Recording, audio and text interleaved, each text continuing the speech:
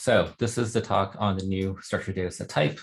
This is work done by Kevin and myself over the past several months. Probably took a lot longer than it should have, but here we are. It's called structured dataset. It is the next evolution of the Flyte Schema type, which encapsulates all tabular data. So I wanted to go over why we wanted to do a new type, how to use it, how it's defined, and then for those interested in customizing or extending it, how it works internally. So first off, Flyte Schema is the old, and we're going to continue to support it, but just the initial dataset, DataFrame encapsulating type that we introduced. There's a couple main issues with it, in our opinion. The column types were primitive only, so you couldn't specify things like lists and dictionaries and structures, and even the primitives themselves were redefined internally, so it didn't work well with other. It was kind of redundant and didn't work well with other types. You had to translate between them, and I personally found extensibility kind of hard reading through the Spark code, for instance. So hopefully this new type will simplify that. I know if this isn't big enough, but just starting off with some examples, the basic usage remains the same. So in general, if you don't care to customize behavior, if you just want to deal with data frames, and I'm using pandas as an example, you can use, it's analogous to any other pandas data frame type. So Dolt, Spark, or your own. You can take in and return, this shows returning, but data frames just by themselves, and this will trigger the appropriate transformer. Basically, if you want to customize the behavior, so in this case, we are specifying where that data frame is going to be stored. Then you wrap it in this new structured dataset Python object. This is the user-facing Python object. This is not the IDL object. So there's additional logic in the Python class.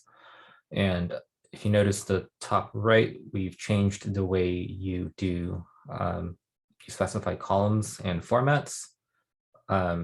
Previously, we were doing the class get item on the type hint itself, which isn't really MyPy compliant. This new one will parse through and pick up columns and formats. Format is just a string, so if it detects more than one string, it'll raise an error. Also the way you return it is different. So now you take your data frame and you plug it into a structured dataset object. There's no more of the open and write syntax. Again, showing the usage of annotated to specify the columns. And here you have some more complex types.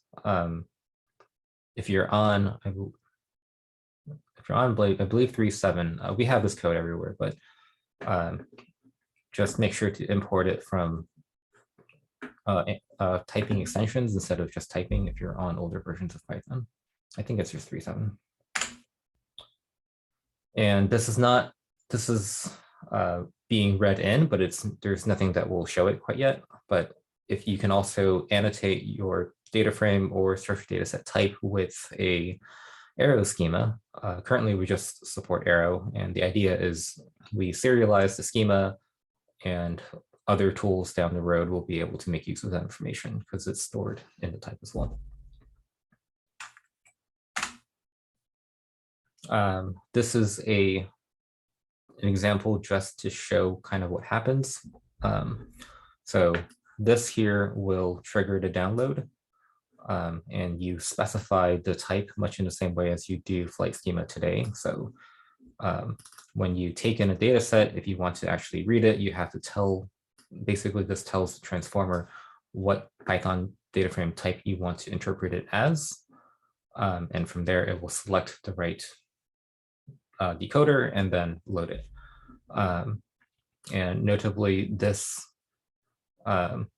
will not re-upload because this will be interpreted as the same data frame, so it won't rewrite the data in Flyte. We also support column subsetting. So if you have a task that, say, returns three columns and the next task only takes in one column, the DF in this second case will be automatically slimmed down to only include that column. So currently it's not very efficient. Currently it's just downloading the entire data set and deleting the superfluous columns. We're going to work on better transformers that will, if the backend supports it, like S3, maybe just query the relevant columns. So that will be forthcoming work. Type compatibility. So this format was added to the type, which we'll go over in a second, but the formats have to be identical between two types. And this bit here was added because we feel like this is going to be a common pattern. Like task 1 here returns a data frame without specifying the types. Maybe there's a lot of columns and the user doesn't want to specify 30 columns. But subsequent tasks maybe only need like 1 or 2 of them. It makes sense for them to be compatible. So if either one is empty, then it's considered compatible. And if you are looking for something that is not, if U doesn't have anything specified and V does have columns specified, but they're not in the data frame, then that results in a runtime error. And currently we're going to patch Propeller shortly to make that the case. Currently, it's a little bit more restrictive. I want to bring up the extension, so I'm hoping this is more just at a glance easier to contribute to. So this is the former Spark data frame code, the transformer code. So you needed a reader, you needed a writer, and you needed the data frame transformer. And there's some interaction between the schema engine and the type engine.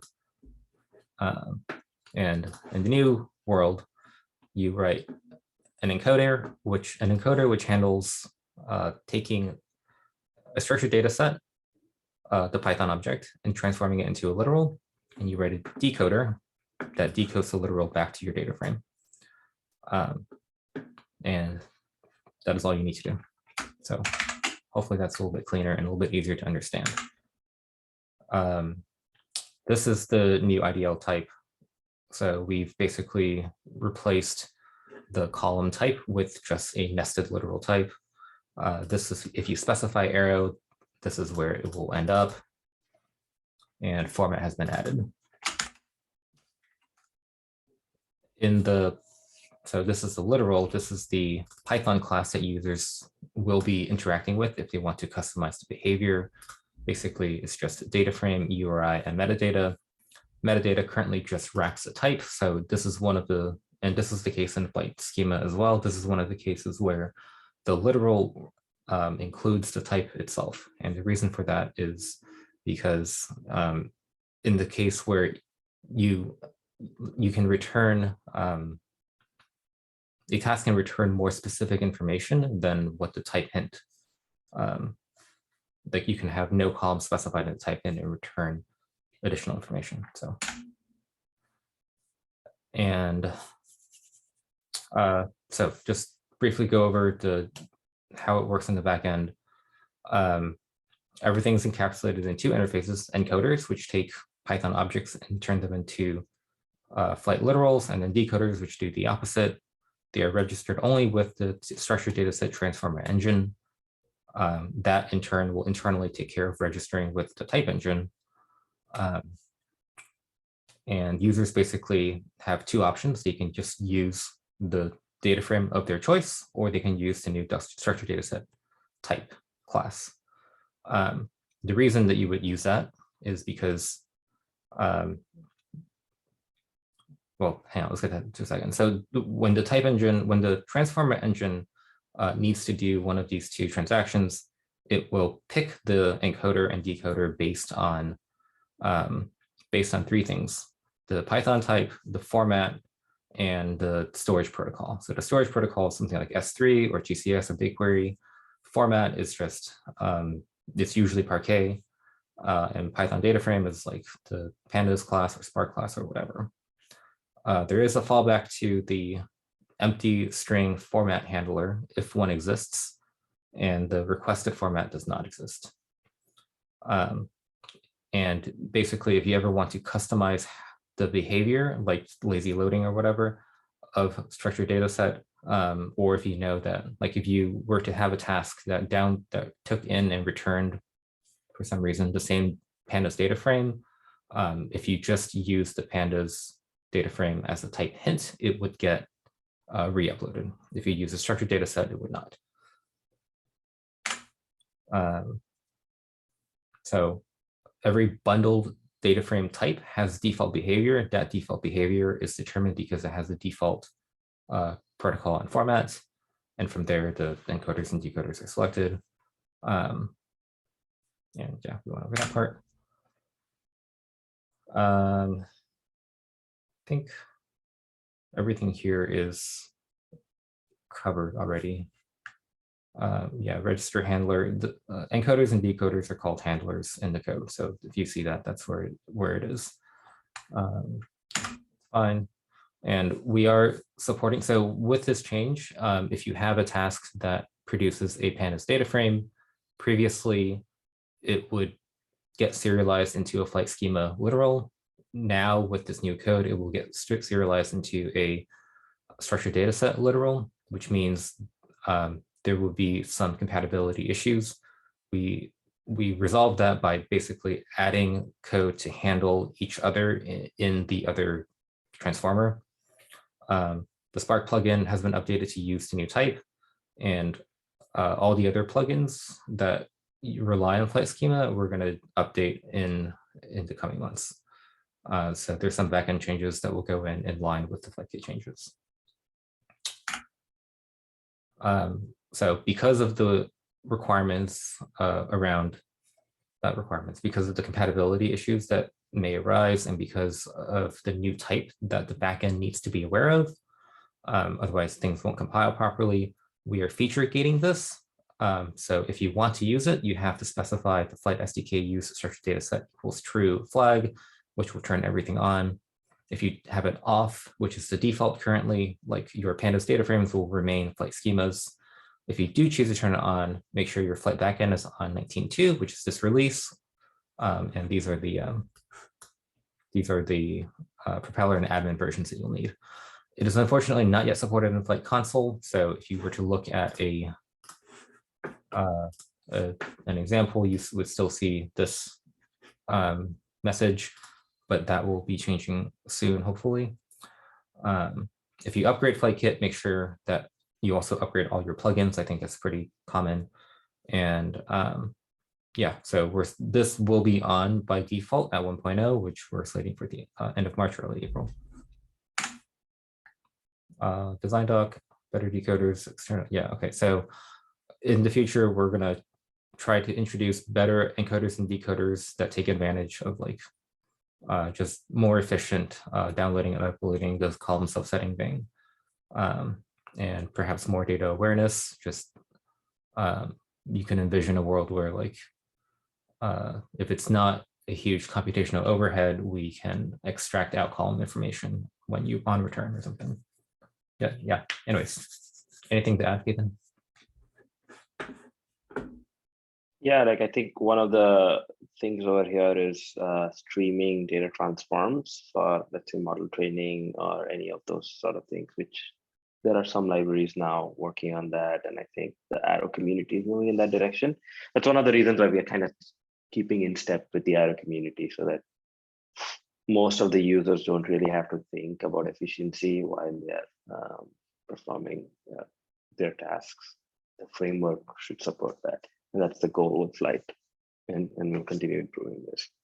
Also, it's as in the vein of extensibility, this is completely extensible. So if you do come up with ideas, if you do have requirements, please extend it, and you know where to reach out if you think that there are improvements to be made to the system.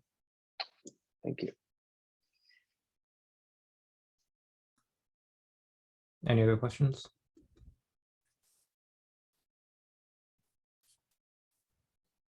Oh, sorry. Oh yeah, I have one. So if somebody recompiles, they've got an old Flyte schema and they go to the new persistence format, that will trigger a cache flush on data catalog, yes or no? If you change the type of the task, yes, that will absolutely trigger a cache flush. No, but for pandas data frame, it will automatically be changed, right? But if you just Yes, it will. if you just turn it on and you don't explicitly change it, will it still? Yes. Okay. So you should be prepared when you turn this sucker on that It won't format change for everything. Only if you're no, just using the one where you have pandas data like frame. schema as return, right? Yeah. Okay. Thank you. Again, I guess to clarify, because he is looking a little puzzled, not if you're using Flyte Schema. If you are using pandas data frame, it will turn on. If you're using Flyte Schema, that remains as a separate supported type for some more time. We are not going to phase it out immediately. It will be phased out slowly, maybe over the next few months, quarters.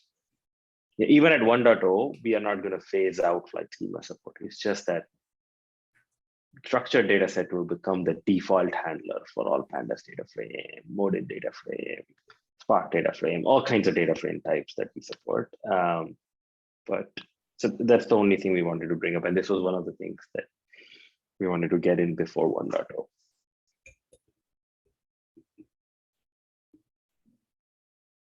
Niels?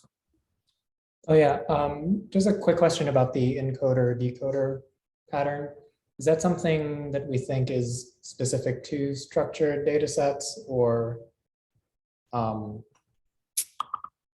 we thinking maybe that that's like a better way of extending types in general, or no?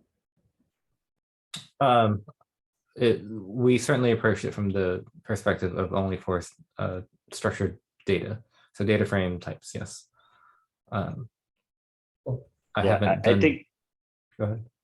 So I'll add one thing: the type transformers, the name itself probably should have been encoders and decoders.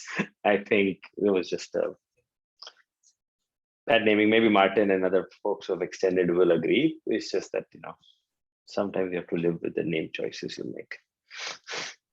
Oh, and I forgot to mention that it doesn't have to be symmetric. So you can have one encoder, and then like you can only choose to extend one side of it. Like when we do the column subsetting thing, like we will only download the like if you wanted to keep both, you might introduce a smarter decoder, but there's no smarter encoder to write. Yeah. So Niels, in that sense, yes, you could actually to explain this more clearly. What asymmetric here means is that a task may produce a pandas data frame, but may consume it as a Spark data frame, which is already supported with like schema because the underlying representation. But here, this is what he means by asymmetric. That is actually true for all Flyte types, to be honest. So you probably are right. But it becomes extremely complicated for users to think about it that way. And so that's why we made it like one encoder decoder us together. But hopefully once people get used to understanding that type translations imply more flexibility, we could break it up. And one more thing, we're partly inspired to do this because of a request to support BigQuery as a backend for pandas, at least that is bundled stock with this. So we can write from a pandas data frame to a BigQuery table.